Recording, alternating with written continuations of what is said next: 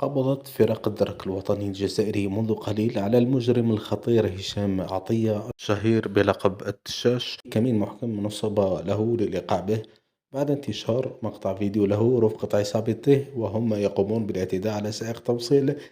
استدرجوه لسرقة دراجته النارية وأمواله وهاتفه. هذا اللص الذي كان يمارس هو وشبكته الإجرامية أعمالهم الشنيعة والتي يتخللها الضرب والركل والصفع والتهديد بالسلاح الأبيض،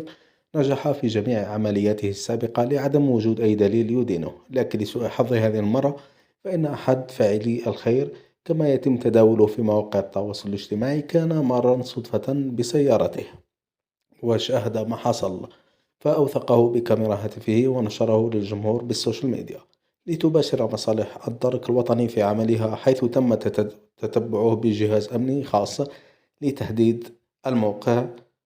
وتحديد الهاتف الذي كان مغلقا، وعثر على الجاني مختبئا في أحد المراحيض العمومية يقضي حاجاته